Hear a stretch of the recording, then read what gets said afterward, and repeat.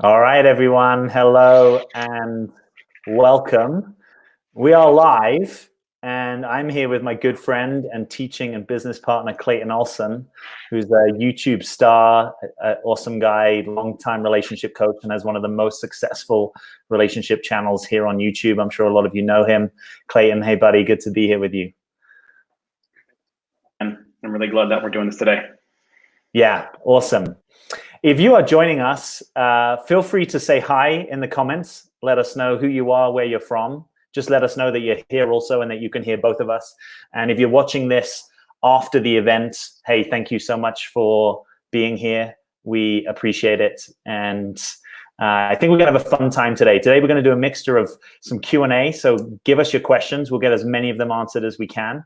And we're also going to be doing a fundraiser to support those most in need, impacted at this time by coronavirus. So at various points, you might hear me making a bit of a pitch to see if, as a community, we can get a little bit of funding together. And what we have is Google are actually match funding. So for every $1 that we can fundraise here today, Google will match fund with $2. So it's actually a really leveraged opportunity to give. So Clayton, why don't you just, if you want, just for people that don't know you, I know a lot of people here will know you. Do you want to just say anything about kind of you and your background, just briefly, what you're kind of interested in, why you coach? Yeah. Totally. So if you're familiar with Jack and I share a lot of the same values around coaching and relationship.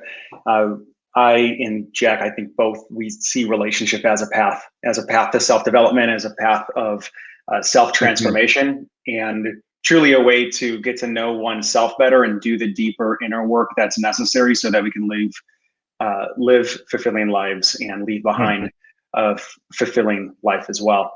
I've been a coach for about 7 years full time.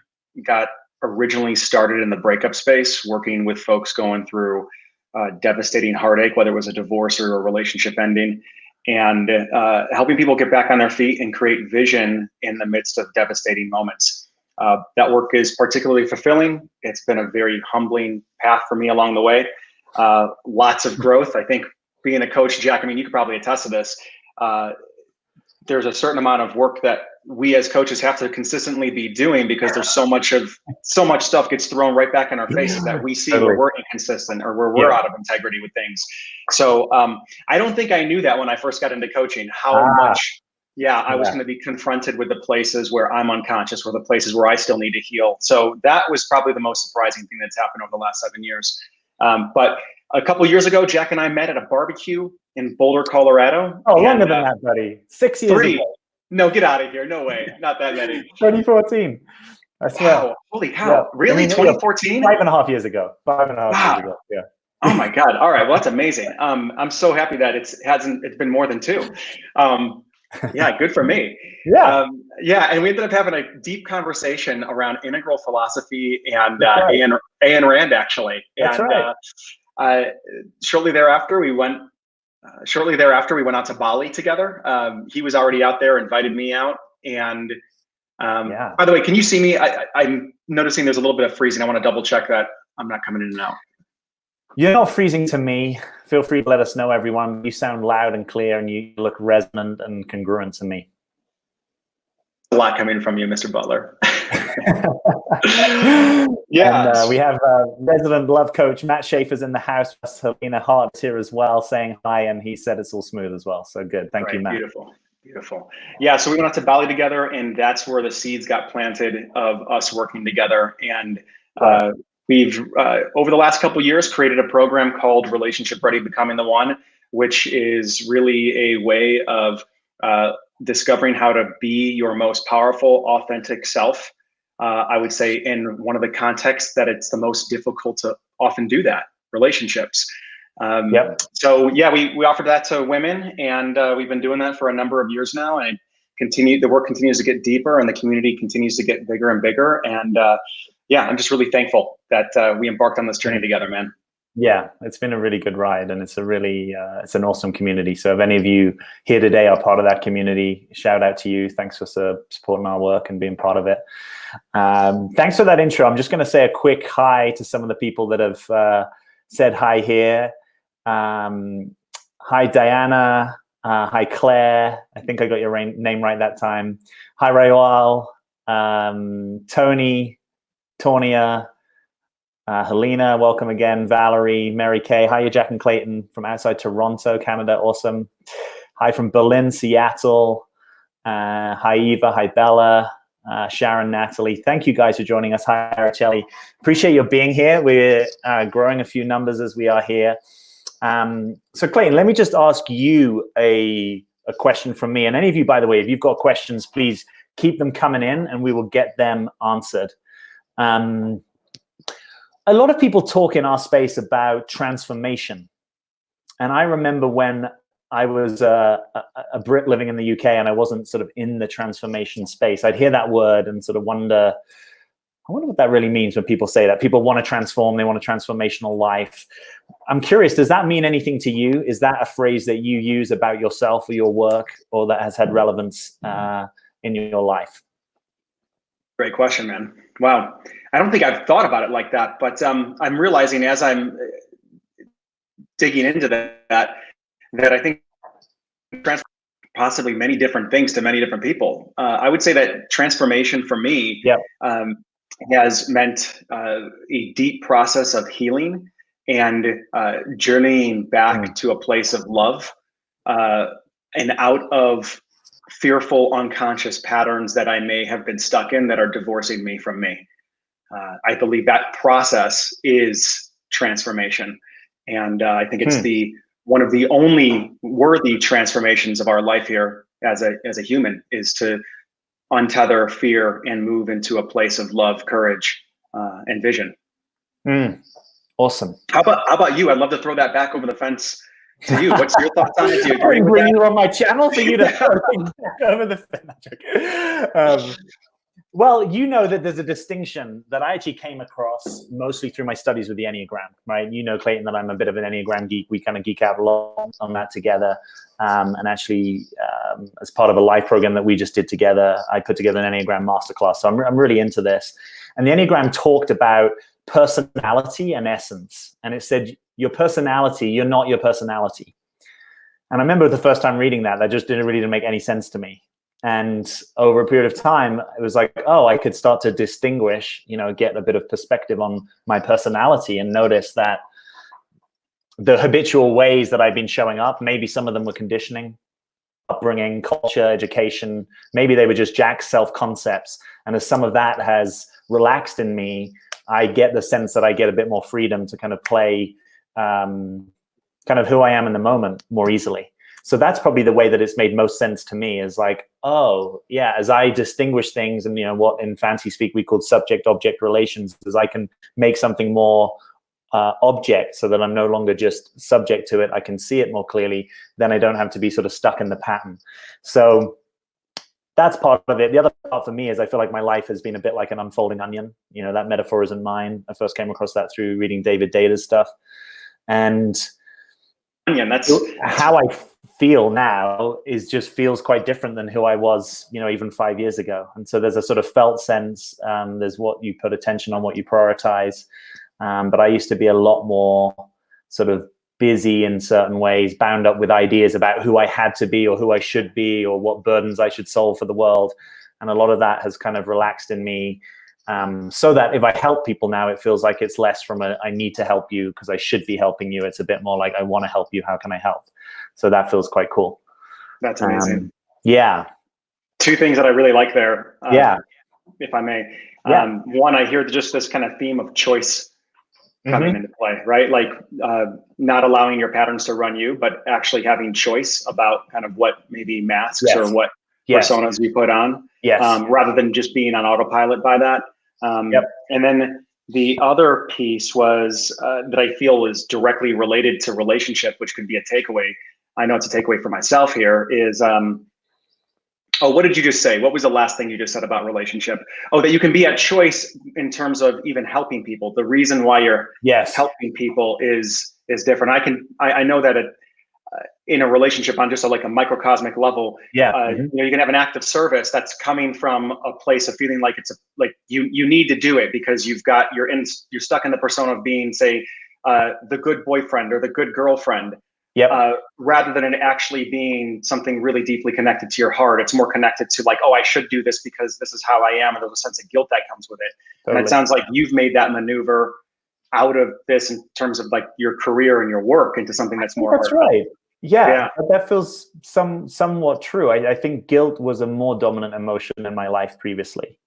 And that can be subtle. That doesn't necessarily mean like, oh my God, I'm going to bed at night and I'm racked with guilt. But just at that subtle level, if you notice what is driving me or what is motivating my actions, I sort of grew up with this sense of like, oh, I've been given so much, I need to pay that back, almost like a debt that I carried, who knows, karmically or from my upbringing or just from a sense that I've been given a lot of opportunity. And I know that not everyone has the same level of opportunity.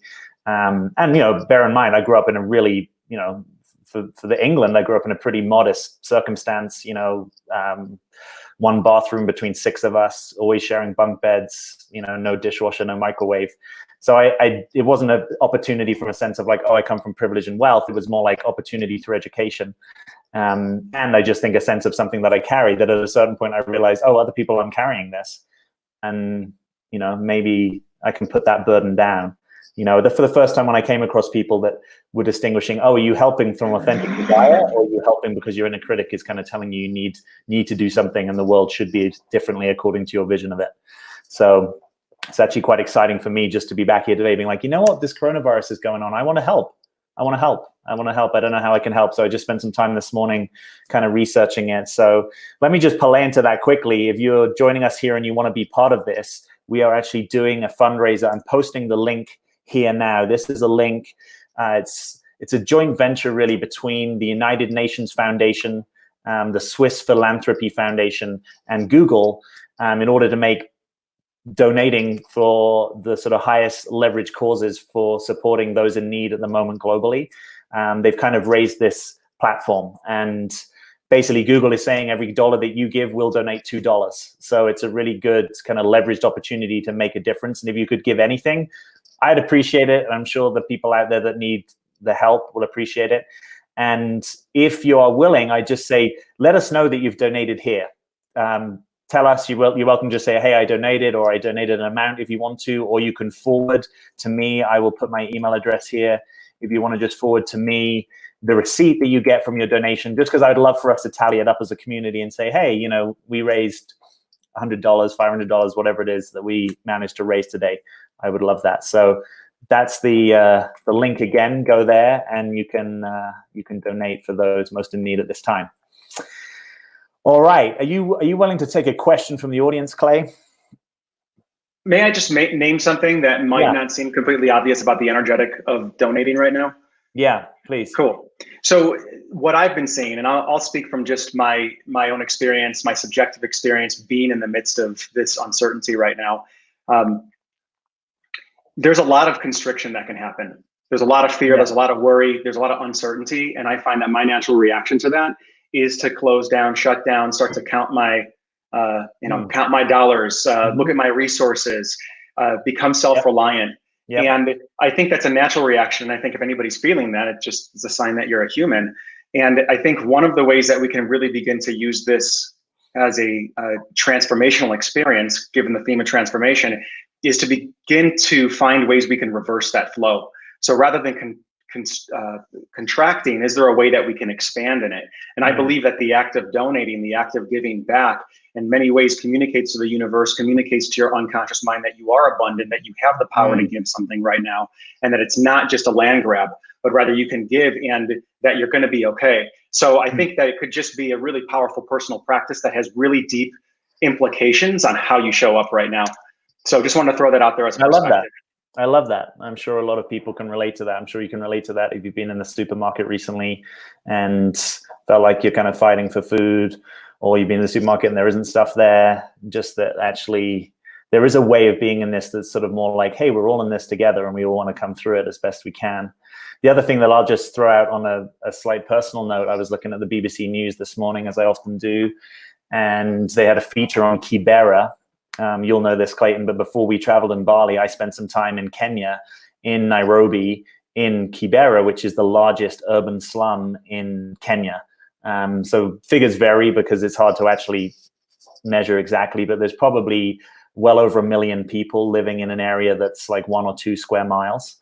And they were interviewing a guy, the BBC were interviewing this guy. He says, welcome into my home. And his home is, probably smaller than this room here. And he lifts up different kind of curtains. He's like, oh, here's where my, he had 5 kids. Here's where they sleep. Here's where me and my wife sleep. Anyway, I'm mentioning all this because this hasn't really hit Africa fully yet in the way that it seems like it's kind of hit Europe and some other parts of the world, now the US, lots of parts of the world, obviously. And, this is a place where people really don't have clean water, let alone access to testing or any of these things. So they're expecting that it might be one of the areas that ultimately gets worst hit. And what's really cool about that area is your money can go so far. I did a fundraiser before, and we actually managed to feed an entire school of 400 kids for about half a year, based upon a fundraising amount, which in US speak wouldn't be a huge amount of money. So those dollars matter, and if any of you support that, we really appreciate it. All right, here's what I'm going to do. I'm going to go through these questions, and I'm going to flick them up onto the screen, hopefully. Let me know if you get to see them.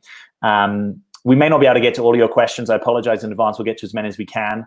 I'm going to throw them to you first, Clayton, and I'm going to encourage you to be relatively concise if you can, just sort of like shoot from the hip, just because we've got a number of them and we want to try and get through some of them. I think I can answer too.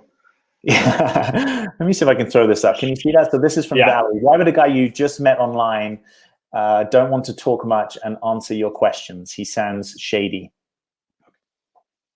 I think the answer, I'm going to, again, shoot from it here. So I think the answer is actually in the way the question is structured itself. Why would a guy you just met online not want to talk much and answer your questions? Well, most likely because you just met him online and he's not sure whether or not he wants to invest in you yet. So if you imagine a number of conversations happening online, every time a man puts forth, or anybody, even yourself, a woman, puts forth investment into a conversation, that's your time, that's your energy, that's your attention. And oftentimes you want to start with something small so that the person feels like they have some sort of connection with you and that it is worth them investing in. So that could be, I'd be curious about what kind of questions you're actually asking.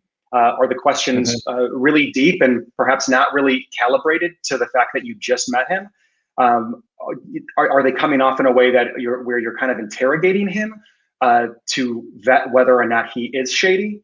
If that's where your questions are coming from, it's going to be a self-fulfilling prophecy, because he's probably going to feel like he's being interrogated, and that's no fun for anybody that's on the other end of that.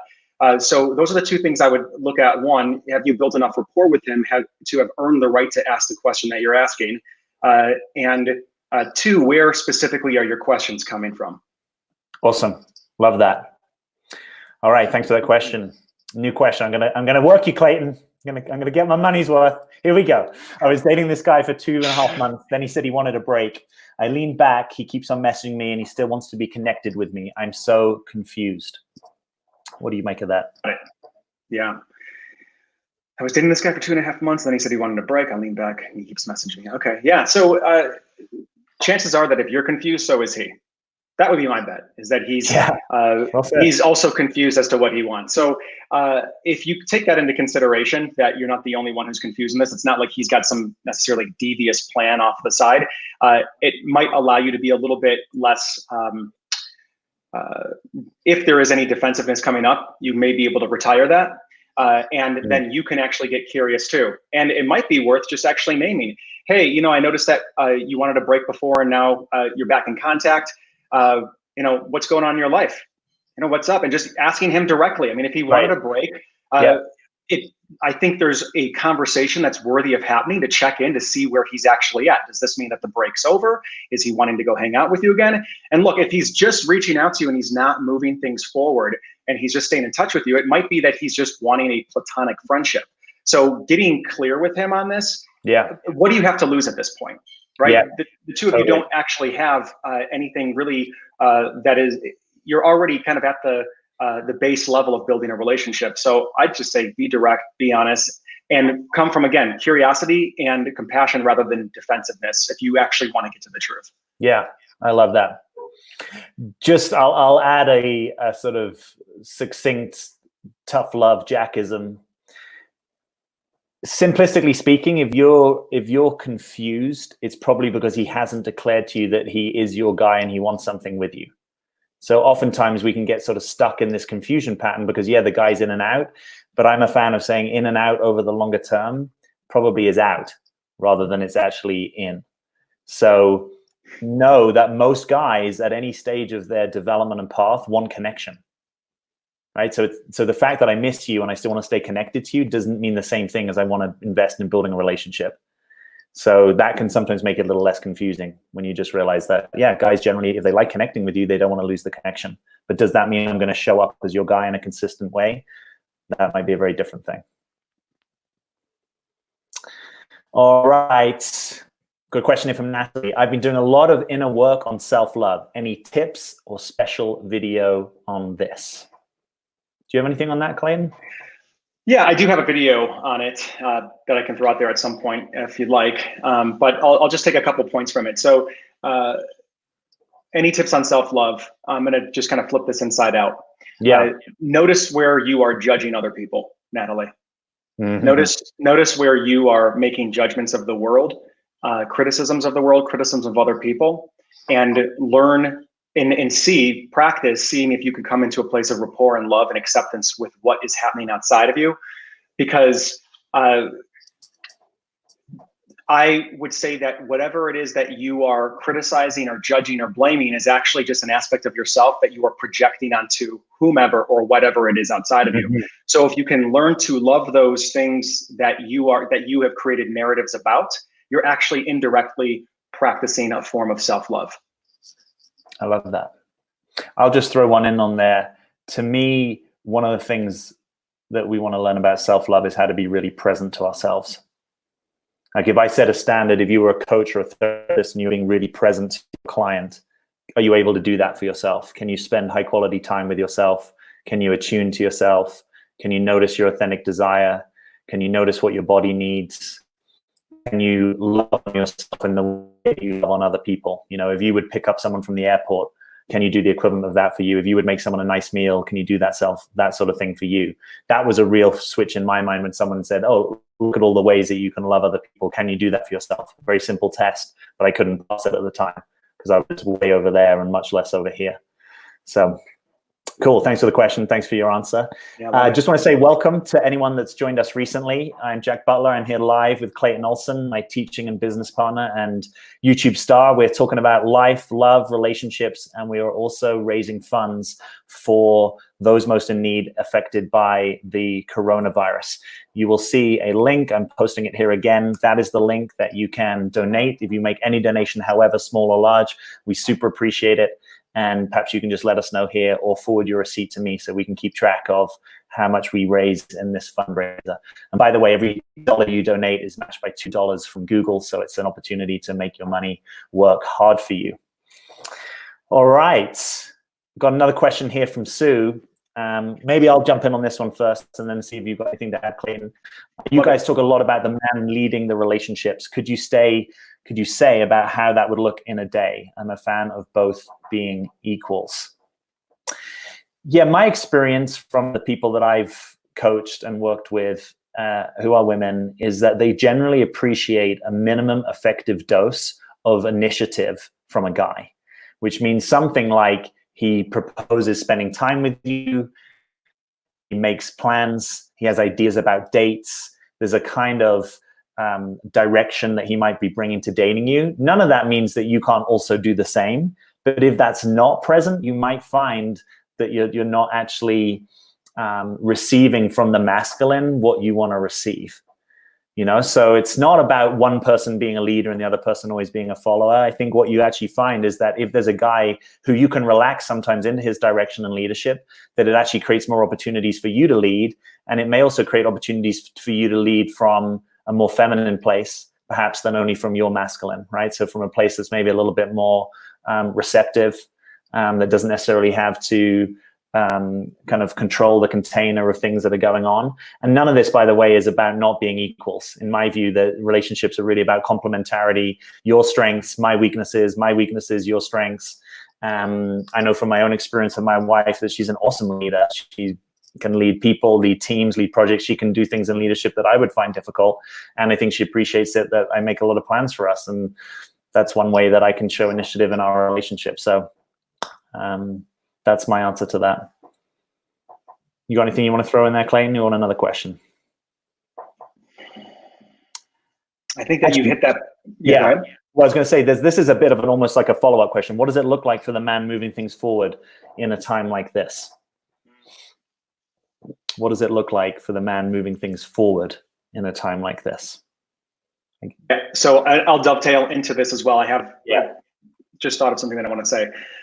So allowing a guy to lead too is the benefits of it is that you also get to see his interest level in you. If you are consistently filling the space with your own initiative towards a guy and not giving him an opportunity to invest in the relationship, number one, you're not actually giving him a chance to invest. Him initiating and leading is actually a form of investing. And the more that a man invests in the relationship, the more he ends up valuing it. So if you can allow a guy to lead, in some ways you get to see who he is. And you also get to see who you get to be while you are in the dynamic with him, which I think is super important because we really want to get a read on how do we feel about ourselves when we're with this person. I think that is a huge, and it's a huge reason why people break up with each other is not because of the other person, but it's, I feel constrained in a certain role or a certain way of a certain narrative of myself that I'm actually breaking up with. So what does it look like for a guy to lead this day and age? And when she says a time like this, I'm wondering if she means like in the realm of like the coronavirus right now, or just like this. Yeah, maybe coronavirus, maybe, 2020, maybe post Me Too. I think so. There's a concept or a distinction here, which is giving the guy the green light and allowing him to drive through the intersection. So just take that metaphor. How can you be open and receptive and inviting, but allow him to be the one to move things forward? So if you are being open and receptive, if you are, which means that you're not necessarily playing games, right? If he's texting you, for instance, you're not giving one-word responses, and you're generally letting him know that you are receiving his text or his communication in a very receptive, open way. It releases any type of emergency brake that he might have to initiating with you and moving things forward in terms of maybe setting up dates, setting up plans, and deepening and forwarding the relationship. Beautiful. Yeah. I'll be thinking about that next time I drive up to an intersection. I like that. I mean, that's sometimes called giving the green light, right? It's just, it also works with, sometimes people say, I'm dating a shy guy and I don't really know how he feels. And so you say, hey, I would love to do something with you outside of work. Let's say we're co-workers, please take me on a date, and then step back. And sometimes that ability to sort of step back and not live with the uncertainty that you don't actually know whether he's going to take you on a date, I think is sometimes the enemy of relaxing more into your feminine. And I'll also say, we're moving into the integral age, which means I have a masculine and a feminine, Clayton has a masculine and a feminine, you have a masculine and a feminine. We want both of those things online. It might just be that if your essence is more masculine or feminine, that you also want to make sure you're honoring your essence. But none of this is about dishonoring your own masculine. The more healthy your masculine is, the better your relationship will be, right? The more you're able to say what you mean, do what you say, follow through on your commitments, keep good agreements, show up for people, all of that is going to benefit the relationship. So it's more about healthy integration, I think, of both of those energies in the proportion that's true to your own essence. All right, we've got a few hellos here. Hi from Franklin, Tennessee. Hi to Kelly in the UK. Hey, Victoria. Hey, Claire. Hey, Vanessa. I've been on calls with 2 men, and it's hard to move past the next phase as we are quarantining. Advice on that? Yeah, I mean, I think this is just a very curious time. I do think this offers an opportunity to get good at phone dates, which I think can save you time and energy in the future, right? Where you might actually be able to get a good read on a 20-minute call with someone. And yeah, I think, right now you might just have to be building the mystery about when you guys actually get to be together. I would prioritize as much real-time communication as you can, because I actually think you can start to build a real relationship even if you're not in person, rather than doing too much over text. I would be wary of setting up a like we text each other all the time dynamic with someone that you haven't spent real time with.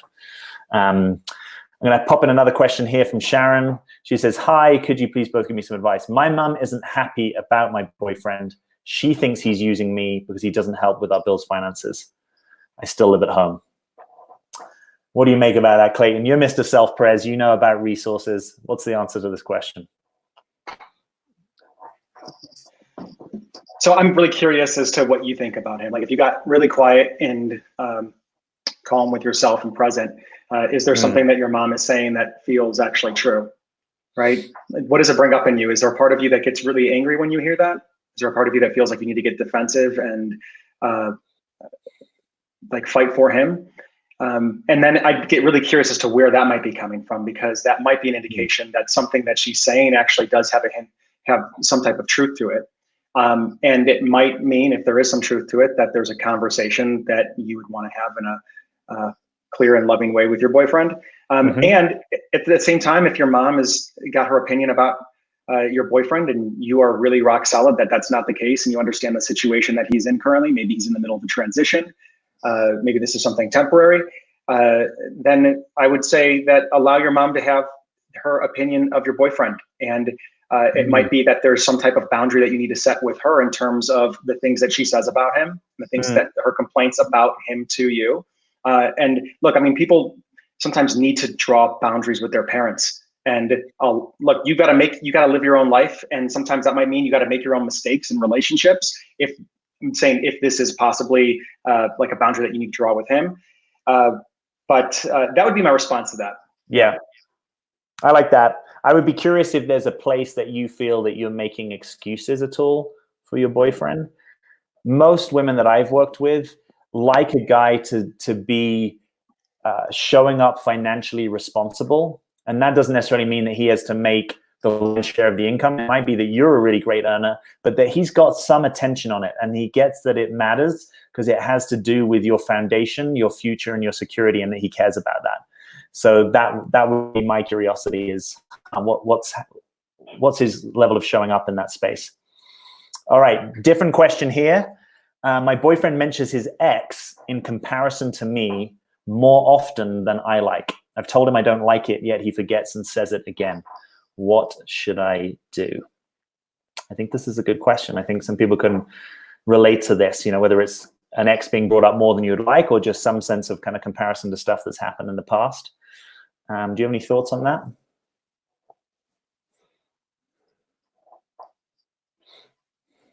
I can definitely feel into like how that would be really disrespectful, and I would feel like it would make me feel good being compared to somebody the person dated before. And if it kept coming up, it sounds like it's an issue with his presence and ability to really be present with what you're saying and understand the kind of impact it's having. So when you said, I've told him I don't like it, yet he forgets and says it again, I might go a little bit deeper than telling him that you don't like it. I might actually bring a little bit more vulnerability into why you don't like it. Oh, so yeah, what is the feeling that is generated in you when he says something like that? So you might actually have to reveal, look, and I'm just shooting from the hip here. So it might sound something to the effect of, look, I don't like to be compared to your ex. It makes me feel like you're looking at us side by side and that somehow you value her more than me. And that really hurts me. And I'd like to not feel like that anymore. And I know that your intention is not to do this on purpose, but I want to bring it to your attention because I respect and I love you. Wow. So what do we need to do so that we're not bringing your ex into any of our conversations anymore? Because what you and I have is sacred and it's not about her. Right. So I think just being a little bit more revealed about how it's affecting your heart is going to go a longer way. He's going to start to see the consequences or the impact of his lack of presence. And then at that point, you get to see how he steps up. I really like that. One other flavor I'll throw in, just in case it's useful coming at this from a different angle, is if there's anything that is getting said in those spaces, even if it's being said in a way that's unhelpful, or it's being said in a way that's having you feel unwanted or unloved or negative self-comparison, like, is there anything that he is taking a stand for that is useful to your relationship, right? Is there something that he's trying to say, hey, there's a thing I've experienced, or there's a way of communicating I've experienced, or something that's actually got some truth or goodness in it, even if the way that he's brought it to you is not helpful and you want to shift that. And you could at some point, perhaps on a time of your choosing, say, hey, if it's important to you, I might be curious about your previous relationship and anything that you think we as a couple can learn from it, or anything that was good about it that we could build on as you and I. But I want it all, right? That you sort of give him a chance to kind of get all of that stuff out. And now that's no longer like a thing that gets thrown in arguments or a thing that gets brought in an unhelpful way. That way, it might be that he feels a bit free to share something that could actually be important. Who knows? All of us, I think, even we benefit on both sides of this equation. We benefit by learning how to speak to people in a way that's more tuned and respectful and sort of meets them where they're at. And I don't know that therapy sometimes talks to this enough. I think we also benefit from learning how to hear things we don't like to hear that may have some grain of truth or beauty or goodness that can actually help us. So it's also sometimes taking things you're like, wow, that stung. I want to reveal to you that hurt me. And maybe there's a thing in there that I could also be desensitized and maybe benefit from. That's just one other thing that can sometimes help you. Building your ability to receive people's criticism, basically, I think is a really important faculty that gets underrated in a lot of these conversations. My sense.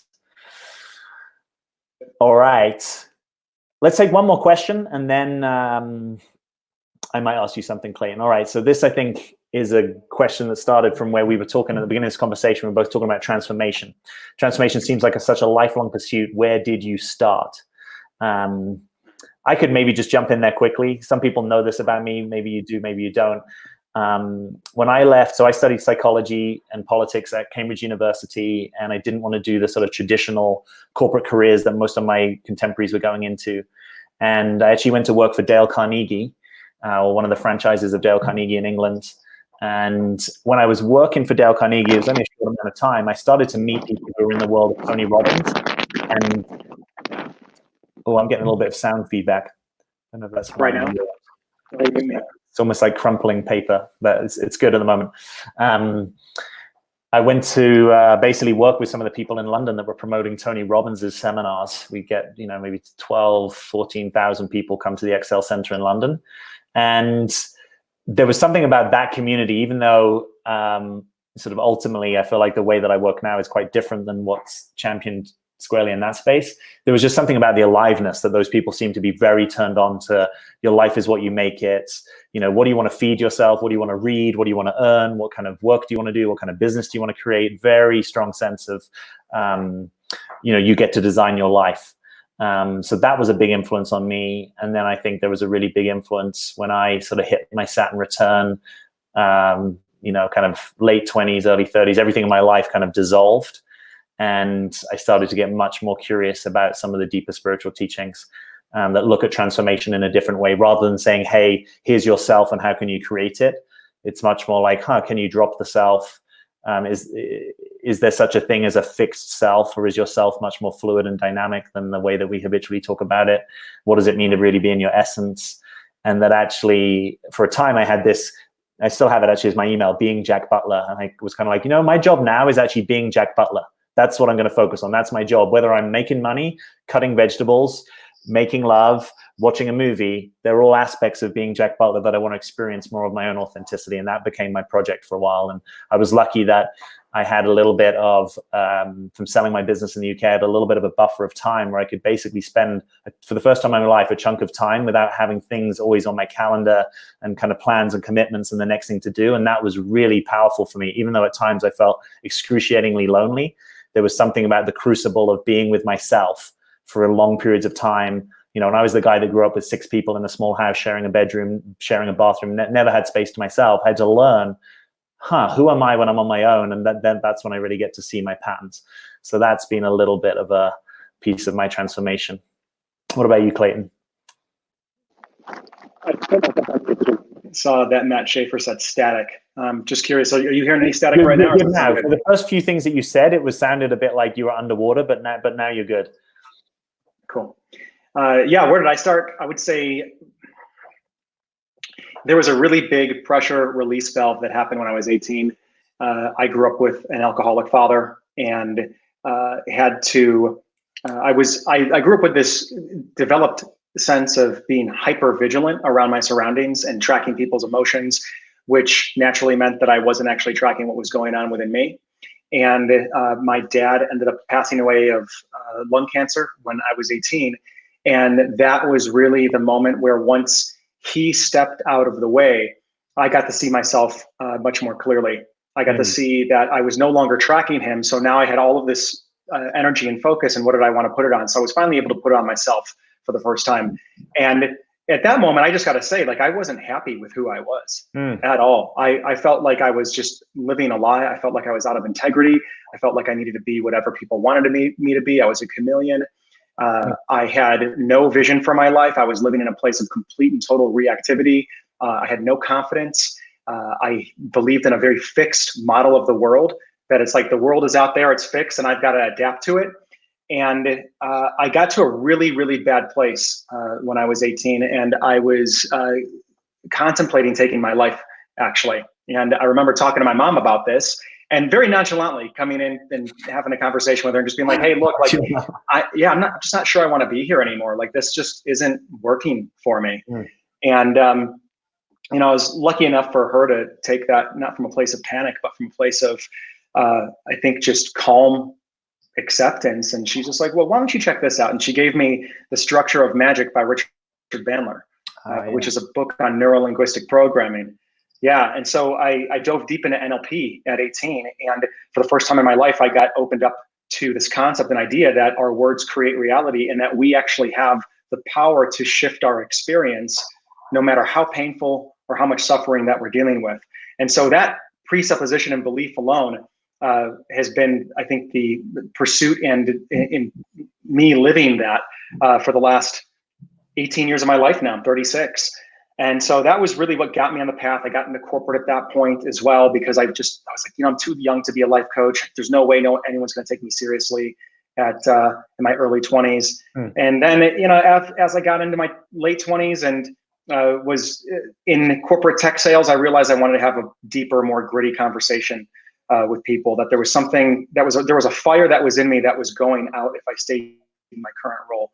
So I took a left and started a coaching practice at that point, and I haven't looked back. And the book is called The Structure of Magic by Richard Bandler. Yeah, Richard Bandler, co-founder of neuro-linguistic programming. Interesting guy for sure. Hey, thanks for sharing a bit of your story, man. I appreciate that. Me too. So I'm about 30 minutes behind where the comments are right now. So I'm going to just step it up. I'm going to go into like Jack overdrive slightly. And if I ask a question of you, Clayton, I'm going to invite you to be just like, boom, you know, give me your best sentence, your best 2 sentences, just so we can catch up a little bit, right? So, okay, all right, I'll do my best. So hey to Monica, welcome joining us. Bianca says, hey from Denmark, nice to see you live together. Awesome. Silky says, the 2 modern love gurus live in the house. Thank you so much for your insights, wisdom, and amazing advice. I appreciate that. Good advice says, thanks for sharing your life experiences and advice. You are welcome. Okay, quick question for you, Clayton. Is it wise to let people know who you are romantically interested in, but not yet dating, that you are looking for a relationship? Do you put it out there on date 1 or 2 that you are looking for a relationship? Yes or no? Yes or no? Yes. Yeah. Awesome. Yeah, I think so. Yeah, I don't think there's a wrong answer there. Why mess around? Yeah, totally. And the thing is I think what's more important than you putting it out there even is how you do it. Are you holding it like you're ashamed of it? Like, oh my God, I'm so afraid I'm going to you know, I have a confession to make. I have a confession. I'm looking for a crazy person that wants a relationship. Right. Because if you're holding it heavy and you deliver it in a heavy way, that's what's going to scare somebody off. Right. But if you're congruent and it's like, that's what you're looking for, that's who you are. That's incredibly magnetic and attractive. So why hide it? Awesome. And it doesn't stop you enjoying a connection with someone for an evening that has no potential of going anywhere. Right. Totally. Yeah. Right. Really nice caveat. Schaefer says hi. Sorry if I say this wrong. Chalet maybe says hi, both of you. Says thanks for being so open. Hello, everyone. Kathleen says, how do you understand an emotionally unavailable man? How do you understand an emotionally unavailable man? I'm gonna go ahead. Well, I'm gonna throw something quickly in there, which is, please. If a guy is really emotionally unavailable, right? Maybe do you want to understand him, or do you just want to choose not to try and partner with him, right? If emotional availability and emotional literacy is sufficiently important to you, maybe you don't need to major in understanding emotionally unavailable men. Maybe you need to major in noticing and understanding emotionally available men, right? So I often just advise people to go after the thing you want, get very focused on it. You don't need to become a PhD in the thing you don't want. Anything that you want to add on that? No, I love it. I think that's great. I think the one thing that I would add is like just notice the questions that you're asking and where they're taking you. Are they taking you into territories that are dead end, or are they taking you to actually find the solution? Because you are not an emotionally unavailable man's therapist. He's not paying you to fix him. He's not paying you to save him. And if he was, it better be good money, and you sure as hell better stay away from any sexual relationship with him. So if he's emotionally unavailable, move on, unless it's your job to fix emotionally unavailable men as a therapist. Awesome. Any advice on building attraction through FaceTime conversation? Clayton, what is your number one tip for building attraction when you're not in person? I would say keeping things light, fun, and amusing. People are bored right now. They want amusement. They want to feel entertained. There's so much seriousness happening in the world right now. How can we make our conversations with people be a shelter and a reprieve from all of the seriousness that we're in? Awesome. Love it. Okay, Adrienne, my fiance était keeping his distance. Okay, my fiance is keeping his distance from me, saying he is busy, which he's working 2 jobs and he has kids. Says he feels pressure and it's hard to have me around. What should I do? So this is a common thing, right? Guy is busy, not giving me much time. What do you do? Curious as to, I would probably want to have a conversation with him around, how are you experiencing me? Is there something that I'm doing that's feeling like it's putting pressure on you? And actually being okay and receptive to getting the answer, because he might tell you directly. He's like, you know what? I just feel like I can't satisfy you right now. I feel like what you're asking for, I can't give, and therefore it makes me feel inadequate. So I'd have a conversation with him about it from a place of real curiosity and wanting to find a solution, being open to hearing his feedback fully without getting defensive. That is key. Yeah, awesome. The other thing I'd say, just to flip it around a little bit, is if you can align with a guy's need for space and freedom, often you get more from him. So if you're the one that's championing, hey, make sure you get some real space, not just you're working hard, but actual space where you get to relax and replenish, because the main dynamic of the masculine is action rest. If your guy's not getting rest, he's much less likely to want to take you on a date. I can totally own that personally. If I don't have space, I'm less interested, right? So it's like, help him with that if you can, or align with it. All right. What do you do when someone asks you to wait for them? Wait until they get their head together, etc. Do you wait, Clayton, or do you move on? No. What do you do? No, generally speaking, you don't wait. I think there's always exceptions to the rule, but look, I mean, if somebody has had, even if somebody had something tragic happen in their life, maybe they got a parent that's dying, you've got to take care of yourself. You've got to take care of yourself. And if waiting feels like some type of deep compromise to you, where all it's doing is actually generating resentment within you towards him, and then suddenly your waiting is building up an internal debt that now he owes you, that is not a game that you want to get involved in. So whatever you do to keep moving forward with your life and be happy, when he comes around, then you guys can reassess the situation about whether or not it's the right timing. Yeah, awesome. I'm going to be moving up the speed here a little bit. Sorry if I miss over your question. I'm actually not going to be able to get to all of these. I'm going to just make that clear that I'm not in a commitment to do that. We will get to as many as we can. Says, where did you guys first meet? We did talk about that at the beginning of the live stream. What were your first thoughts about each other? So I'm going to super quickly, when I first met Clayton, I was like, I like this guy. He's interesting. He's smart. He thinks differently. This is a very kind of unique conversation to be having straight off the bat with someone. And then when I had my going away party in the November, one of my friends shot a load of videos behind the scenes of basically people saying goodbye to me that I only got when I was on my travels. And I appreciate that Clayton said, hey man, if you ever get to Asia, like hit me up. Like I might be willing to come out and meet you in the travels. And I was like, that's just cool. Like I would love that. I appreciate the kind of Sagittarian upfrontness. They were my first impressions, and they've been pretty accurate, I think. My first impressions of Jack was that he reminded me of one of my best friends from kindergarten that I had lost touch with, and still to this day he does. I had just such a wonderful time with this this gentleman named Nicky when I was little. And yeah, Jack he's got a real jovial energy. I feel like we get each other. My first impressions of him were that he was hyper intellectual, very articulate, very perceptive and precise with his insights, and somebody that I really respected his perspective and wanted to have in my life. And I feel very privileged and happy that we ended up going into business together. It's been beautiful. Yeah, it's been an awesome decision. One of the best decisions of my life. All right. Tonya says, I will be donating. Thank you so much. So much uncertainty. I believe when we serve, we cannot help but love those we serve. Love that. Awesome. Antia Boyd. Hi, guys. You rock. Welcome, Antia. Thanks for joining us. JMC, well said. Clayton. Okay. This is a different type of question. Jealousy. Anything you guys have to say about this subject? My question is more to the light type jealousy. The guy has a female friend, won't be with friendship. How should I act on this? Sounds like you're saying that your guy has a female friend that you feel a little bit jealous of, and kind of what do you do about that? Two quick things I want to say on that. One is, and I don't think this gets talked about enough, there is a functional utility to jealousy, right? Jealousy at a very base level is about protecting your relationship. And I think sometimes that's a thing to value, right? Like relationships are great investments, but they also sometimes do have threats. So there's a sort of rational part that you can say, hey, sometimes you might have an intuition that someone is a little bit of a threat to your relationship. Can you bring that to your partner in a way that you can talk about it, that you don't have to make them wrong, you don't have to blame them, but you can actually explore that with them? And then the other thing is that, jealousy is often your own, relationship with feeling secure. And maybe it's also the pathway to some deeper work and some deeper development. So don't only wish that you're never jealous. Like, it can be the portal to something that might be a good path of development.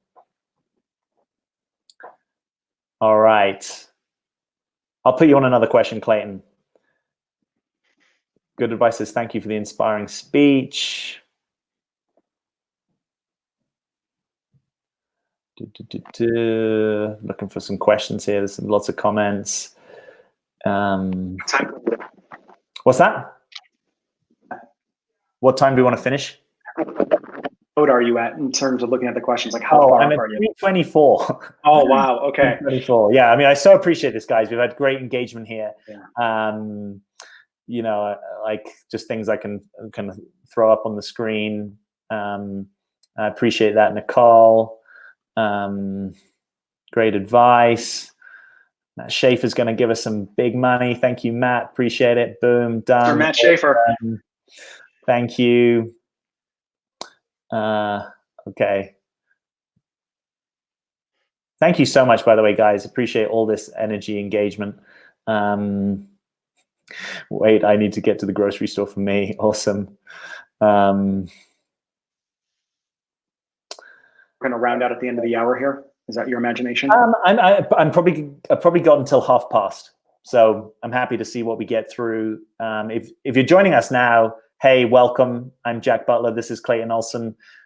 We work together and we are riffing on life and relationships. We're talking a little bit about transformation. We're trying to get to as many of your questions as we can. And we are also here to raise some money for a good cause. I'm just posting again the link. This is the link that will take you through to Google, who are partnering with the United Nations Foundation to make it easy for any of us that want to donate to those most in need. The United Nations will direct these funds and Google will match 2 for 1. So every dollar you put in, Google will put in $2. So this is a cool opportunity. This is an awesome community, and we're seeing if we can support those in need at the moment. Here's a question from Victoria. Can you expand on male sexuality and the visual turn-ons when wanting sex and intimacy in a committed relationship as opposed to friends with benefits? Can you expand on visual turn-ons when wanting sex? So I'm curious by that question, whether you mean what are the things that turn us on visually, or is it true that men are turned on visually? Maybe you can actually let us know. I don't know if there's anything you want to say to that question, Clayton. I would say on visually, absolutely. And there's size fits all. Men are turned on by all different sorts of types of body types, heights, ethnicities. Yep. Everything. So I would say that in terms of sex and intimacy in a committed relationship as opposed to friends with benefits, I think the visual aspect would probably be maybe siloed and much more important in a friends with benefits scenario, along with safety as well. I think I think men also just want to feel, if they're going to be having sex with somebody consistently, they also want to feel like they're with somebody who is also cognizant that it's in the same, they're also playing the same game as they are. They're both wanting friends with benefits. And then in a committed relationship, I think that, look, I think physical attractiveness is important in a intimate relationship. I don't think that you can go really without it. I think that, but physical attractiveness and sexiness also are deeper than the skin. It's how you hold yourself. It's your confidence. It's your value system. It's what you put into your body. It's whether you take care of yourself. It's how you use your energy. And your physical attractiveness is actually a indication of those deeper value systems that our man is attracted to. It's just like, you could say, there's this element of like, well, and there's a conversation with men that happen around money. Well, women like money. It's what you hear in a lot of different men's forums, and guys will post it on YouTube. Women like money. And it's like, actually, is that the case? Well, maybe some do, but also I think that the things that it takes for a man to go out into the world, or anybody to go out into the world and create wealth, that's what's attractive, is the mechanism by which that happens, the character traits. Right. Yeah. It's like a deeper cut. Poppy, I hope I'm saying that right. This is my 1-year anniversary of breaking up with my husband. I spent a lot of time alone, and all your amazing advice has gotten me through it. My thanks and gratitude. Now I can survive COVID-19. That is awesome. Wow. Super appreciate that. Yeah. All right. I'm just going to take a little pause because we've been going through these questions at a bit of a pace here. How are you doing, Clayton Olson? Let's get real time in this moment. I'm sweating. Is there anything you want to say or share or reveal about your real-time experience? We talk about presence. Let's do it. Well, I'm really enjoying this right now. And cool, I'm really happy that everybody's showing up. I imagine from the safety and comfort of your own house, given what's happening in the world. Yeah, I've got a lot of mixed emotions. I mean, like right now, I feel great. I feel happy that I'm on here connecting with people. I'm feeling there's a real fulfillment that I get from answering questions and diving into the way people think and being able to use this aspect of myself. It feels like it's very deeply connected to my purpose. So I'm happy when that's happening. Underneath that, I'm feeling vulnerable. I'm feeling kind of scared about what's happening with the world right now. I'm not stuck in that place, but I definitely go there from time to time, and I find myself like really needing to regulate like how I'm looking at this situation and how I'm choosing to show up. And I'm finding that now more than ever, I'm really being asked to draw upon all the tools that I know around psychology and transformation and managing anxiety, because we really all are getting to just experience what it's like to dance with uncertainty and really see what our relationship is with it. And I do believe that if we use this as a container to bring more trust, more love, more courage, more right thinking, it's going to be the crucible for us to come out as a version 2.0 on the other side of this. Yeah, absolutely. Yeah, I mean, just to use the word that we've been using, I do sense that something transformative may be happening. And I don't pretend that I know exactly what that is or what the plan sort of universe has for us.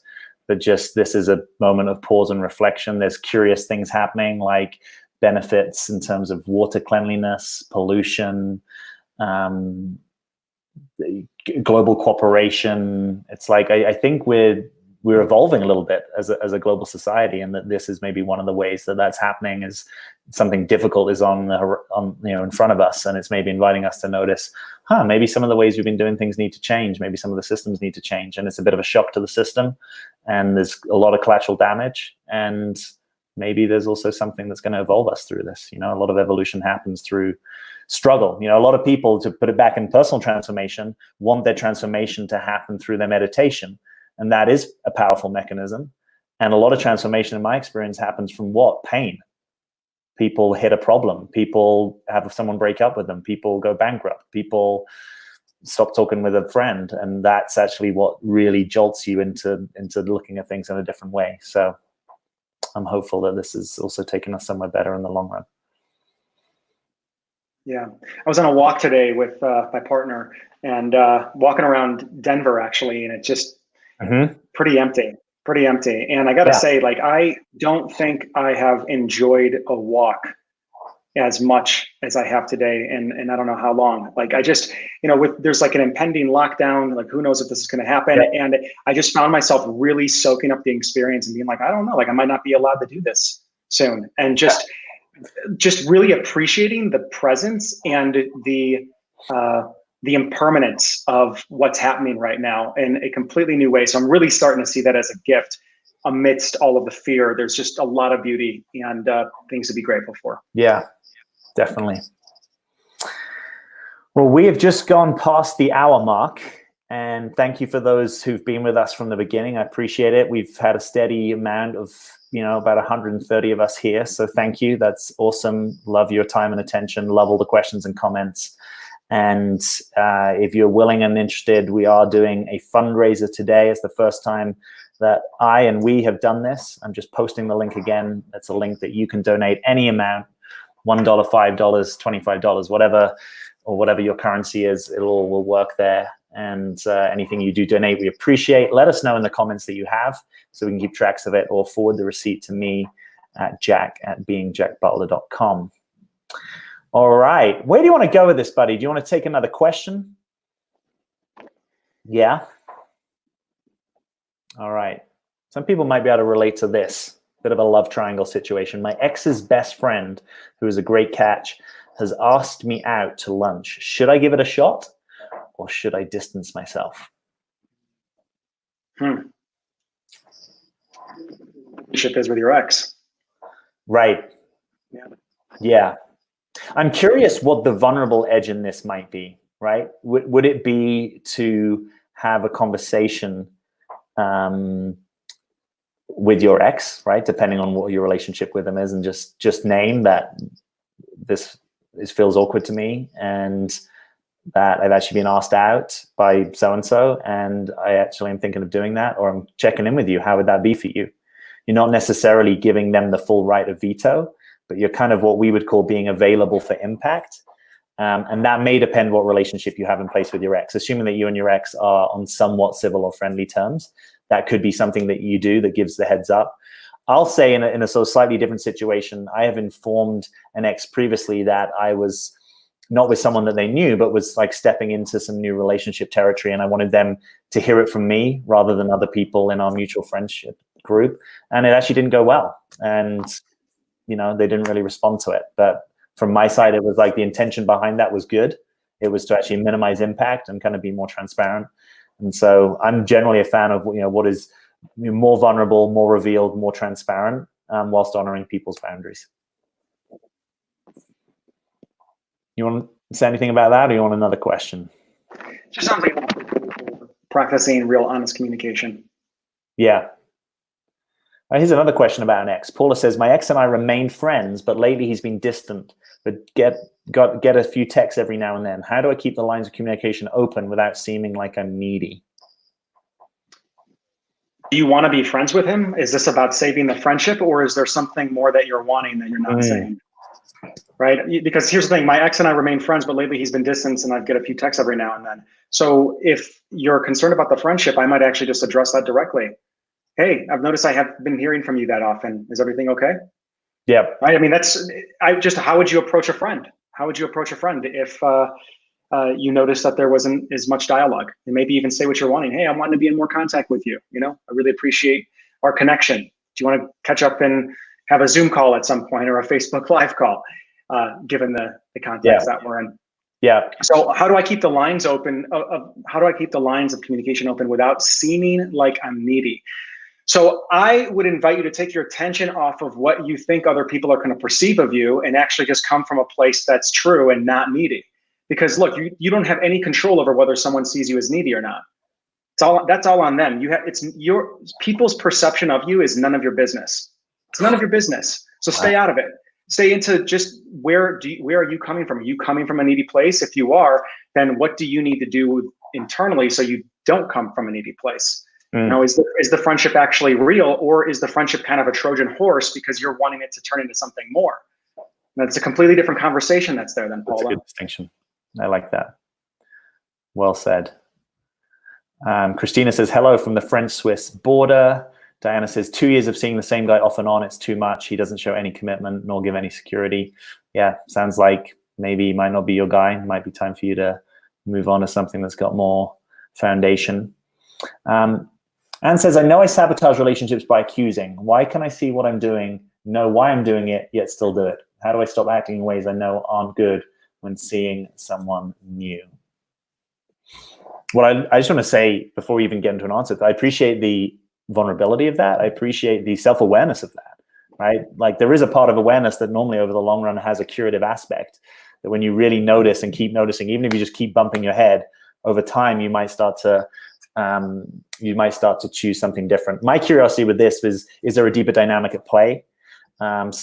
Just shooting from the hip, sometimes in these situations, people sabotage because there's a fear of abandonment or a fear of rejection, and they don't actually want to go there. So they preemptively reject other people, or they preemptively pick an argument, so that then there's some kind of context within which we've created a rupture.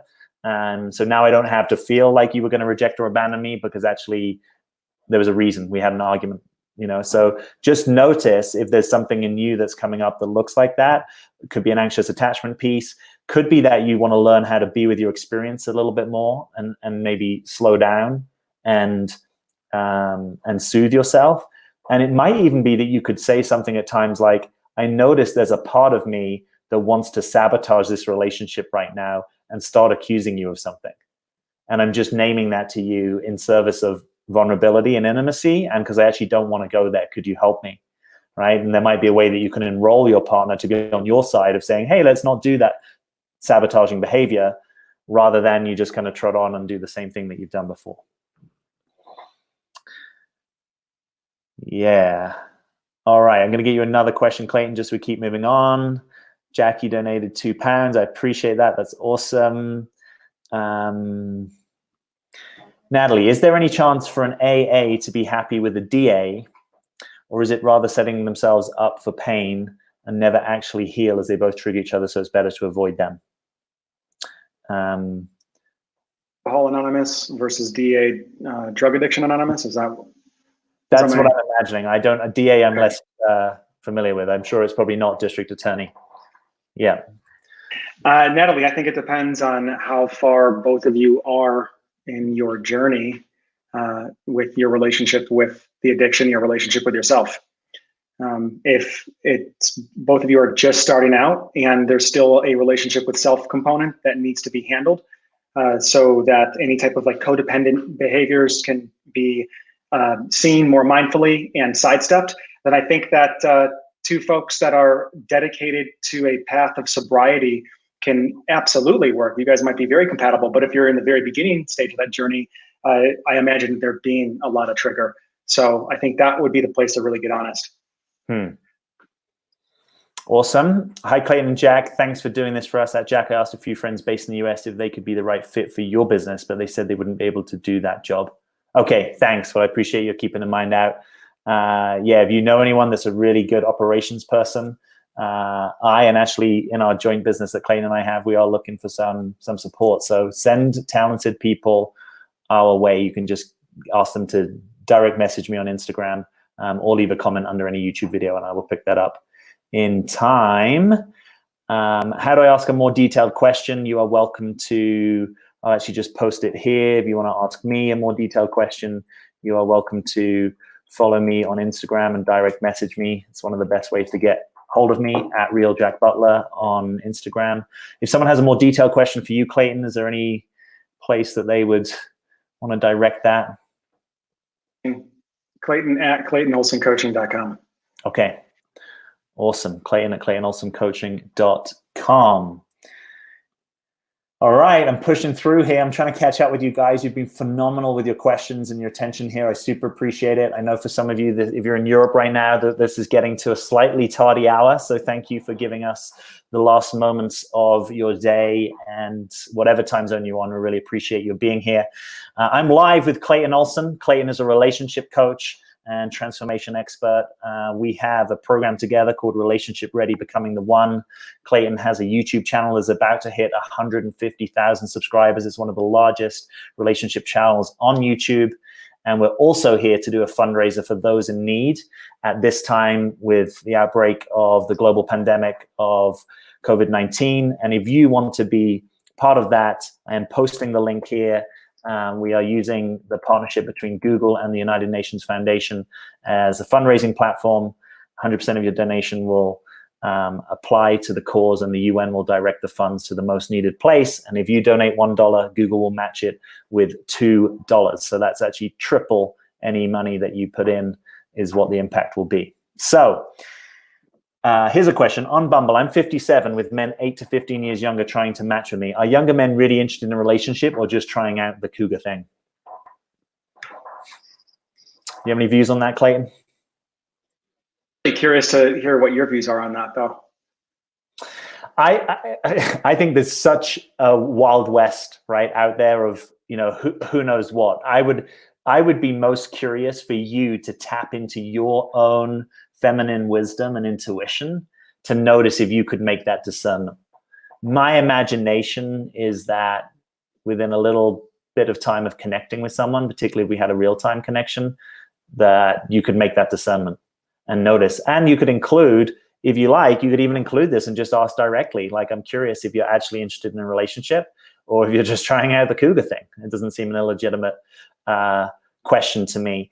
I do think that there are relationships that can work across age gaps, right? I did a video on this on my channel here, where basically I talk about age versus stage and say that stage of life possibly trumps age, right? So if you're both looking to retire, you know, you might be 50, he might be 65, but you're in the same stage of life. Or if you're both looking to settle down, or you're both looking to go travel the world. So stage, I think, trumps age. One of the things you might want to be aware of, though, in age gaps is there any kind of covert contract happening? One of the ones that can exist sometimes is someone looking for a sort of surrogate mother, or someone looking to be mentored or to be a mentee.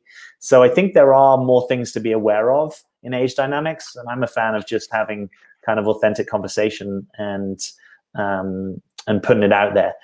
If a guy is really going to be interested in a real relationship with you and you're 57, I think he's a guy who's going to be wanting to come into his kind of masculine clarity about who he is and what he wants. I don't think he's probably going to be figuring out who he is. So that's another thing that you can look for. And sometimes that's talked about a guy being in his sovereignty. Sometimes that's called king energy. There's different ways we can name it, but it's sort of a sensible guy knows I'm this, I'm not that, and this is what I'm up for. And that he can actually take some leadership in pursuing what the connection is about and where he wants it to go.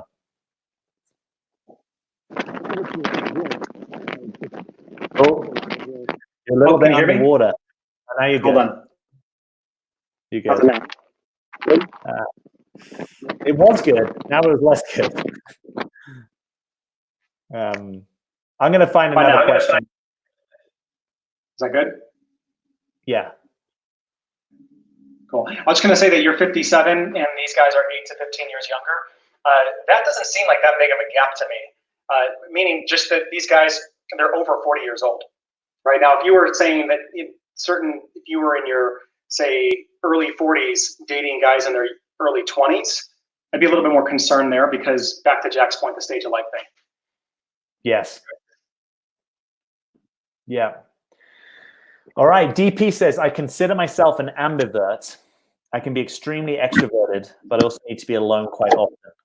Would be a better match for an introvert or an extrovert. Thanks. Yeah.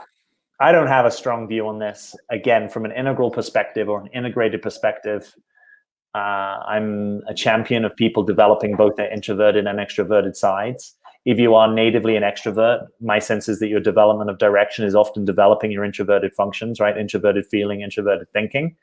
And if you're naturally introverted, often your development might be in the path of noticing your extroverted thinking and extroverted feeling without getting too kind of Myers-Briggs on you.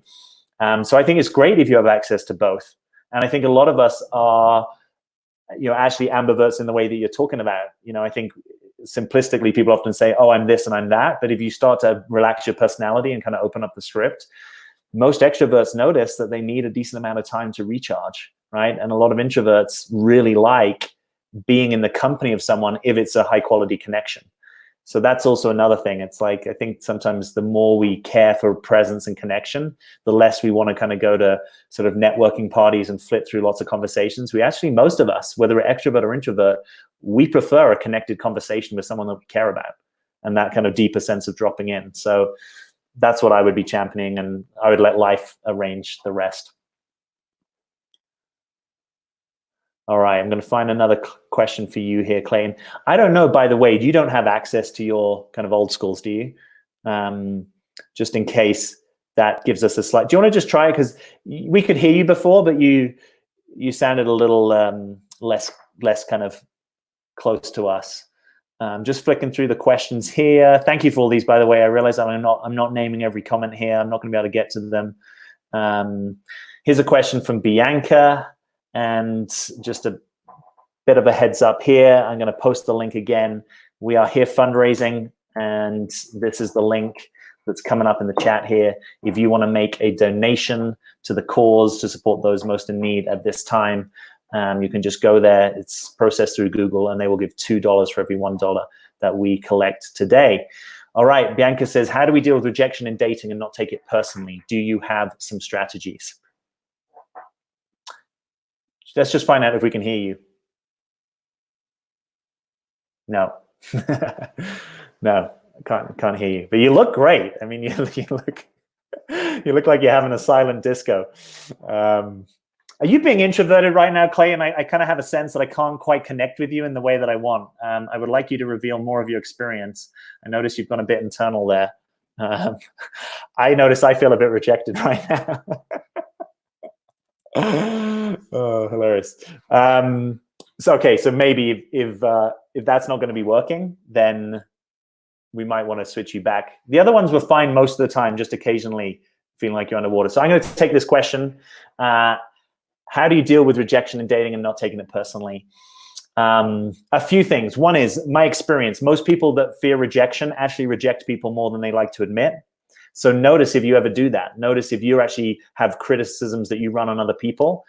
Number two, look at your own inner critic. The less you are vilified by your own inner critic, the less you will fear rejection from other people. Number three, go practice. Go into Starbucks and ask the barista out. Go into Nordstrom and ask the person who's a sales assistant out on a date. Ask someone if you can get their number. Just practice in situations that are low risk. Practice with people that you're not even attracted to. Practice with people you don't really care. You're not too attached. And get used to it. It's almost like learning how to embrace that experience. And, the other thing I would say is it's okay sometimes to feel rejected. It's like it's not necessarily the end of the world. What's hard is when you build a whole story around it. Like, oh, I'm rejected. No one likes me. I'm never going to get a date. I'm not loved. What about if you just noticed what the physiological experience of rejection was without putting too much mental or emotional apparatus around it? Historically, it made a lot of sense to fear rejection, right? It has an evolutionary value because being rejected by the group, literally in most instances, or ostracism, meant something pretty profound, like you might not survive. Nowadays, it might hurt, it might not feel good, but mostly our survival isn't actually under threat from these situations. So also just holding it in that context that, yeah, something that was useful for your survival, now you might have outgrown. Yeah. Are you still talking, buddy? Are you with us? Can you hear me now? Oh, yeah. Loud and clear. Nice. Okay, great. Thanks. Yep. All right. I'm going to move us on, but thanks for that question, Bianca. Let's find another one for you. Jojo Ann says, both of you are awesome. Harper says, I like you both. Not today, says Clayton. I want you to experience a little bit of rejection. Only joking. I think that's funny. They're talking about a book here that I've lost the thread on. Kestrel has given $2.99. I super appreciate that. Thank you. Thanks for all of you who've contributed. Sunshine and Beauty. Can you give general advice on discussing conditions with a guy in the early stages of dating, chronic or contagious or stigmatized ones? That's interesting. I'm sure a lot of people can relate to that, right? If you think there's something or there is something about you that you may be like, I don't know whether I should declare this. Maybe I have a life-shortening condition. Maybe I have a sexually transmitted disease. Maybe you fill in the blanks. What is your view, Clayton, on kind of how that gets talked about? Should that get talked about in the early stages of dating? I think it absolutely needs to be talked about, and I think the earlier the better. That's my stance on it. I think that it takes a lot of courage to reveal something like that, and it's not necessarily as much around the timing and the disease or the whatever it is that you feel like you're that you have. It's more about how you're holding it. Have you come into acceptance around it? Have you come to terms with it?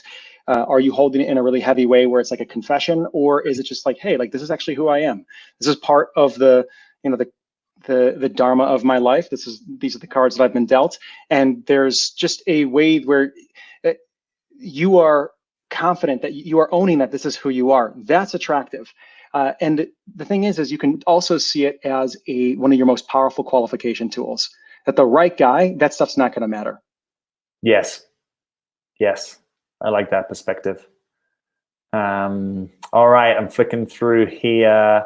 We are going to be coming to the end of our time here shortly. By the way, sorry for our lack of acronym ability. We missed that was an attachment. Oh, okay. So it's like what happens between the anxious and the avoidant. I think some of the deepest work is there. Right.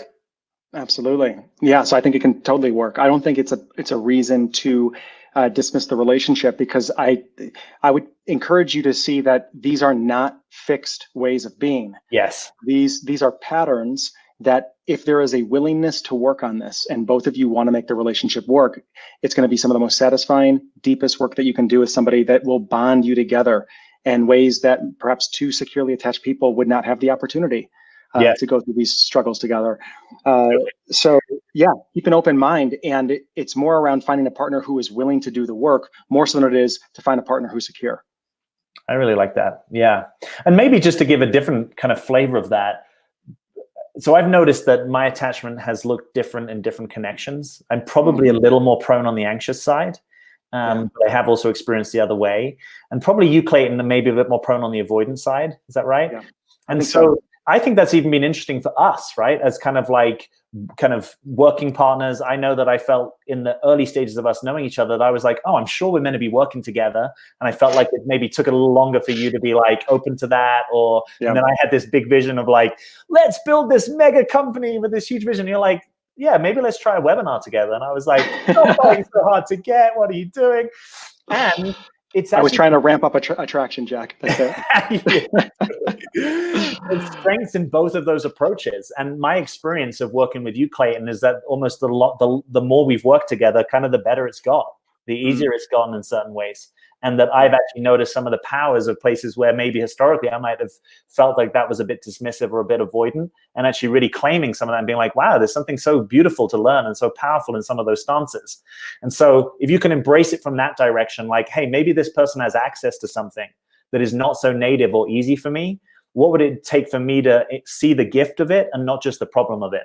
And is there something that I can embrace so that when, if in this instance, I'm a bit more in my anxious or Clayton's a bit more in his avoidant, we can actually include that place in ourselves and therefore be less in resistance to the other person and be like, oh, I get it. Yeah, that comes up for me sometimes, rather than now we're more polarized. So,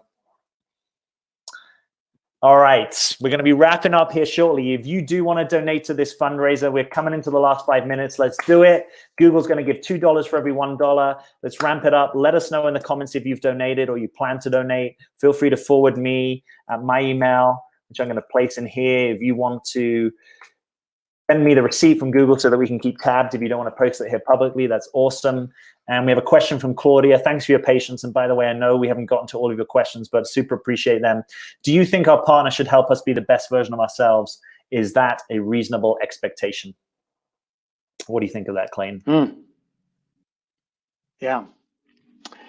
So I understand the question as to why it's even being asked, right? Is it reasonable to expect that the best person for us or the right partner is going to help us be our best self?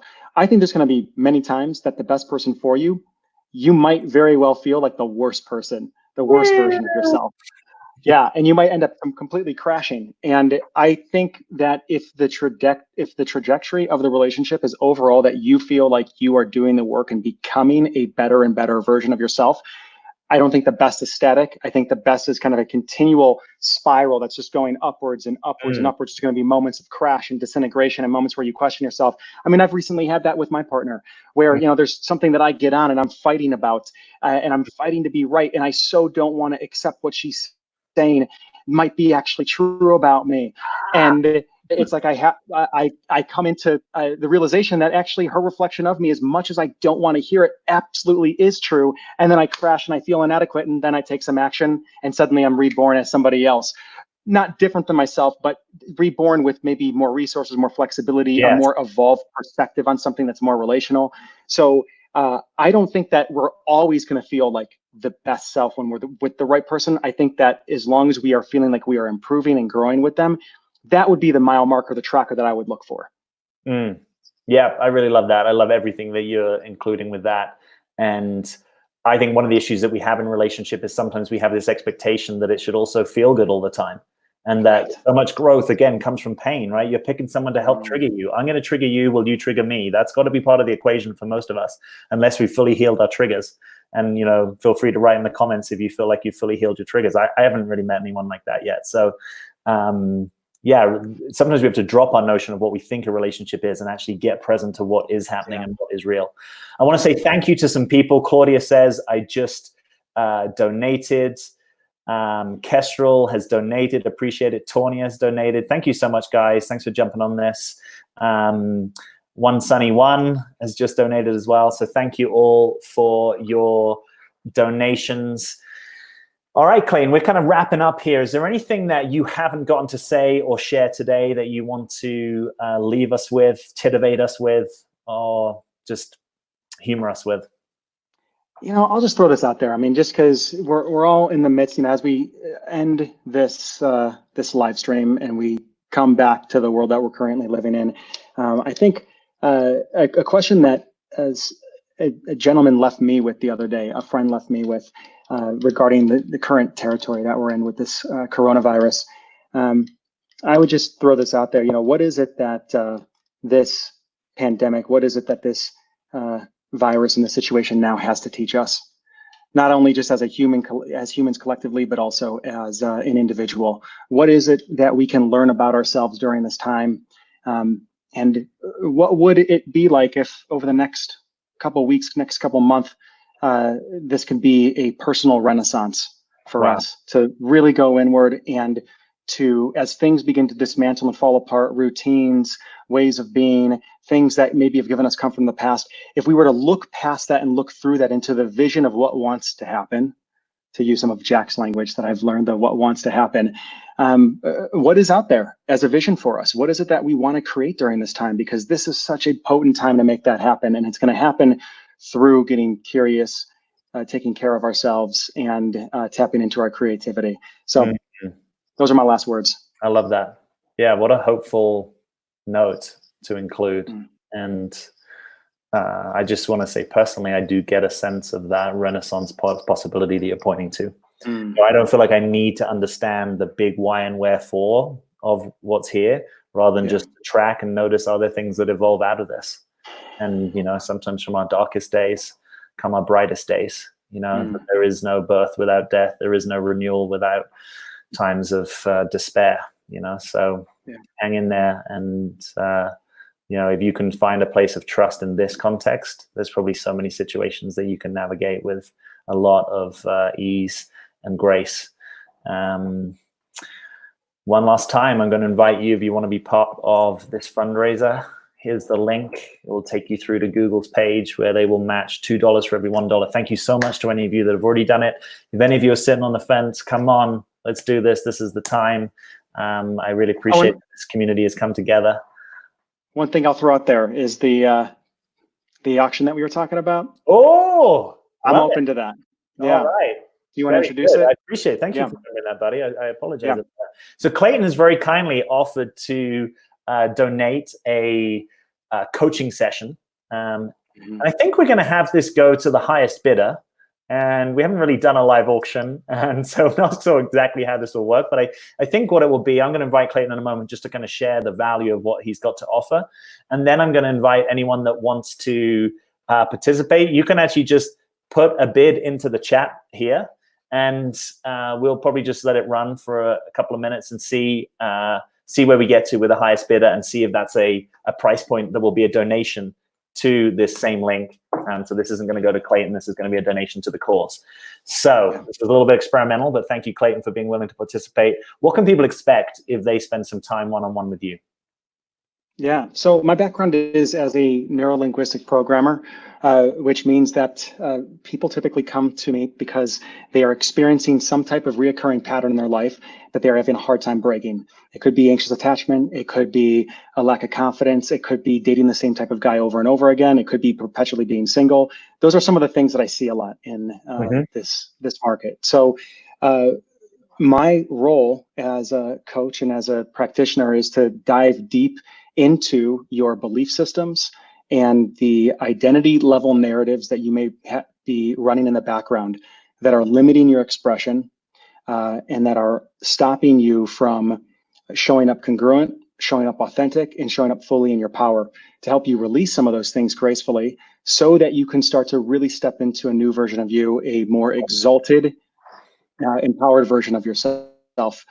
So that's what we would focus on this session. I mean, you are also in the middle of a high flame situation with a gentleman right now, and you're looking for some immediate feedback, and you want me to dive in, roll my sleeves up, and get into the nitty gritty and help you with like an action plan. I'm open to do that too. You can use this session however you'd like. We can go deep, or we can go right onto the front lines of what might be happening in your life. Beautiful. And what normally would someone have to pay to do that with you? What would the investment be? Yeah, typically an intro call is $500. $500. Okay, so this is experimental. I'm going to start the bidding here. Does anyone want to bid on this for $97?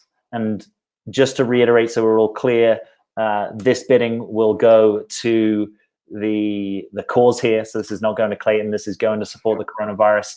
So this might be something that allows you to both have a win-win, have some time on with Clayton if you've enjoyed him. Obviously, he's super smart. He's deeply penetrating in his insights. He's got a lot of curiosity.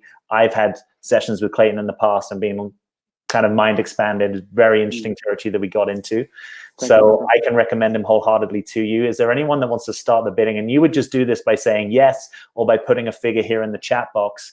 And then how this will work is if you then, the person that has the highest bidder, I'll confirm you, and you'll just need to go and make that donation and forward me the receipt so that I know that you've paid. And then I'll connect you with Clayton and you guys can take it from there. So is there anyone that wants to bid on this? Do we have a bid? So, you know, with these auctioneers, they have this way of talking. Bid, 99.9997979797. Want to Clayton, Austin.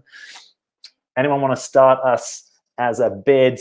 I'll start with 97. Thank you, Tracy. I appreciate that. That's awesome. Thank you, Tracy. So we've got Tracy in at 97. Does anyone want to move us on here?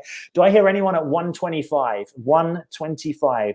That's a mere $125. We've got Anu who's joined us. Thank you. We've got Athir at 100. So you guys are tied at the moment. So we'll need to take this up. Athir's at 110. 110. Thank you. Appreciate that. Does anyone have us at 125? Anyone have us at 125? Anu's at 115. 115. Athir, appreciate this. Here we go. Go. Clayton Olson on the stand today. Coaching session, one-on-one transformation. Here we go. Anyone have us at 120? Do we have 120?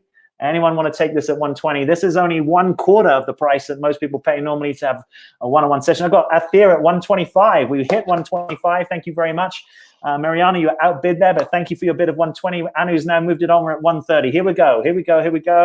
The site won't let me, but have a beautiful day, evening. Bianca, okay, sorry about that. Posting the link again, just in case it was a link issue, but we are at 130 with Kestrel.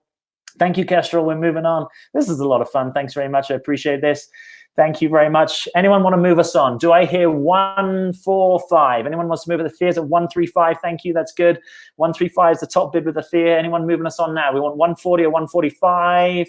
Anyone wants to move us up? Currently with you, Thea at 135. Anyone want to hear 140? I hear 140, 140, 140, 140, 140. Anyone hear 140? I think I'm in the wrong job, buddy. I think I'm in the wrong job. Anyone, you're doing great, man. I love it. Anyone want to hear us at 140? 140, a mere 140. A mere 140. At the moment, you're not even traveling. So let's think about this. You don't even have to travel to this coaching session. This will be a video coaching session. And by the way, Clayton, will they also get a recording of this session? Will we possibly get a recording? If they want a recording, they'll get a recording. Okay, so recording of the session as well. And with Mariana now at 140, 140 is our top bid. Thank you so much for that. Anyone want to move us on? I want to hear 150. Here at 145. Thank you. Can we break 150? Anyone at 150? This is a lot of fun. 150. Or 150, 150. And by the way, I haven't ruled out that I might swoop in here at the moment because this still very good value to me. I'll definitely book Clayton from out of this. So 150. Anyone want to move us up to 160? Do I hear 160 at the moment? We're Anu at 150, 150. We're Anu. Thank you for being here. 155. Awesome, Athea. We're moving up. That's perfect. Thank you. The highest bid, 155. But I want 160. Has anyone got 160? Do I hear 160, 160, 160, 160, 160? Anyone 160, 160? Do we have 160? Oh, we have 170. 170. Blowing my paradigm. Leapfrog technology in at 170. We've got Anu at 170. We're bidding on a coaching session here with Clayton Olson, a transformational coaching session and a video recording from that session. This will be a video session with Clayton Olson. Clayton Olson, who normally charges $500 for this session. That's what we're bidding on, and we've now wrapped up. We've hit the 200 with Athea. Athea in at 200. That's amazing. Do I hear 225? Does anyone want to take us in at 225 on a session? This is still under half the value normally of this session. Video recording included, and by the way, all this money will go to support the United Nations Foundation's effort to help the global pandemic. And we are now at 205. Anu at 205. Thank you so much. Appreciate this generosity. And by the way, as you're doing this, if you want to donate your own amount, whatever that amount is, the link is on the screen. The link is in the chat box. But we're with Anu at 215, leapfrogging Athea at 210, Anu Rao at 215, 215, 215, 215. Let's see if we've got anything above that. Thank you. I appreciate that. Go, Anu. Oh, thank you. I just like talking, basically. Here we go. So we're in at 215. Do we have 220? 220, 220, 220, 220. Do I hear 220? Someone really wants 220. We're now at 250. Boom. Out here at 250. Clayton's excited. I'm excited. You're excited. We're moving on and up. Do I hear 275? If you have donated, you can just forward your receipt to me at jack@beingjackbutler.com, and I will collate it and let the community know how much we have raised and how Google has double matched us. But we are at 230 at the moment, 230 at 250 and 255. Anu winning at 255. Anu and Athea, this is a two-horse race at the moment. Does anyone else want to come in this race? Mariano, I know you were with us earlier. Maybe you want to put in a bid now. I want to hit 275. Has anyone got 275? 275 would be the bid to outbid 255 with Anu at 255. Kay has just donated $30. Thank you so much, Kay. Appreciate that. That's awesome. Thank you so much for all of you that have donated, by the way. We are at 255. We're bidding on a coaching session with Clayton Olson, normally valued at $500. You'll also get a video recording of the session. Clayton offers not only your transformation, but wow, we're at $300 with Athea. This is your chance to have your transformation as you transform into that person you've always wanted to be through a coaching session with Clayton Olson and one-on-one with a video recording. And we're here with Athea at 300. Do we hear 325? Do we hear 325? Do we have 325 in the house? Does anyone want to take us up to 325? Some of my favorite numbers in the world are 3 and 2 and 5 in that order. Does anyone want to take us there?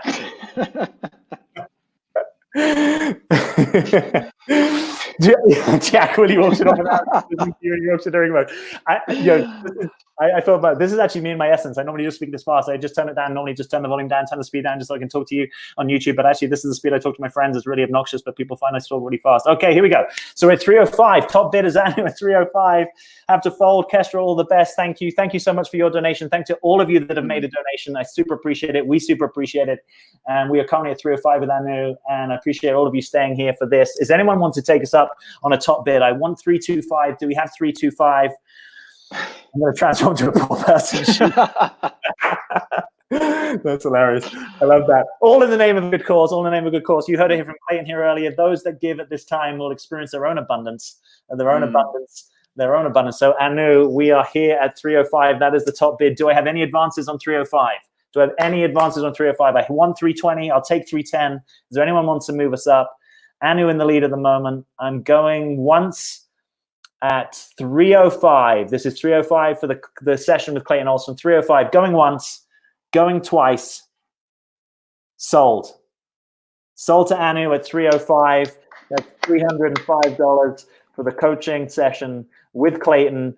If you could go and make that donation at this link and then just forward me the receipt so we can see that that's happened, and then I'll let you guys, I'll connect you and we can take it from there. Hey, thank you everyone so much for being here. That was awesome. Thanks for indulging me with my thank you, Clayton, for offering this gift to our community. Appreciate you coming on and giving of your time this afternoon. Love you all. Thanks for having me. Questions and comments. I know we didn't get to all of them, but we did our best. We got to a lot of them. Thank you for sharing your wisdom, Clayton, and we will look forward to being live with you again. It was an honor to be with you, man. Yeah. And I look forward to sharing back with the community what we fundraised here. So yeah, thanks, buddy. Thanks you all. All right. Happy Saturday. Take care, everybody. Thank you for coming. Stay warm. All right. Bye-bye. All right. Bye-bye.